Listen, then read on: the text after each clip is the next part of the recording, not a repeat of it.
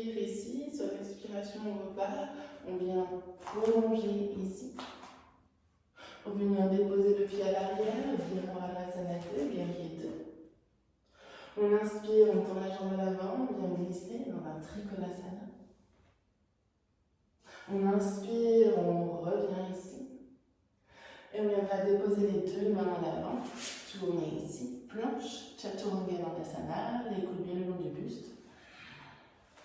Chien, tête en haut. Chien, tête en bas. Puis on regarde à l'avant de son tapis, on viendra sauter marcher. On viendra à nouveau inspirer, allonger votre colonne de droite. Sur l'expiration, vous relâchez. On inspire, on s'étire, on s'autograndit. Sur l'expiration, on viendra ramener les mains jointes. On viendra lever cette fois-ci le genou droit. On va venir déposer le dos de la main droite et venir chercher avec la main gauche vers l'arrière. On reste.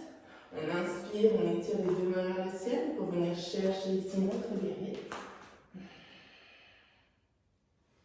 Pour venir plier le genou, on vient déposer le pied à l'arrière, Virabhadrasana 2. On inspire, on tourne la jambe à l'avant, on glisse dans le Trikonasana, main vers le ciel, on pousse le pubis vers l'avant pour rehausser son cœur. Vous pouvez imaginer quelqu'un qui va inspirer cette main pour venir ouvrir ici le flanc. On inspire, on revient Virabhadrasana 2, les deux mains au sol. Et chien tête en bas.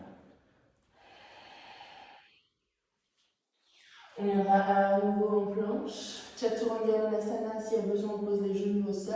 On ne laisse pas le bassin s'effondrer. On vient vraiment essayer de bien garder ici. Et on peut peut-être essayer de le faire en 5 temps.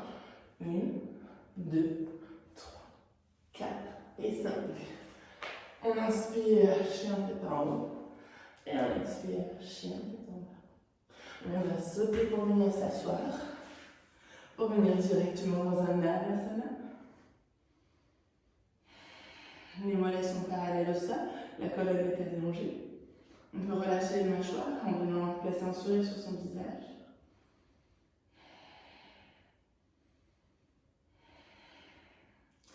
Et on va déposer ici les deux pieds au sol, venir s'allonger.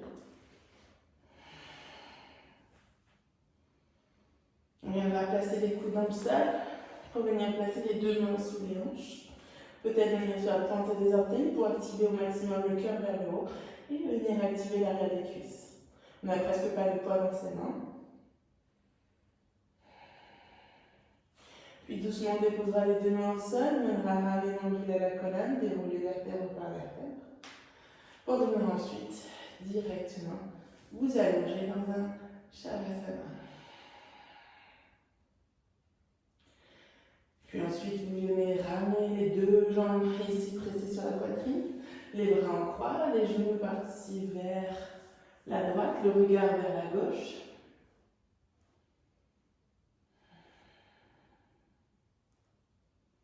Puis on inspire, on revient au centre, on va changer de côté.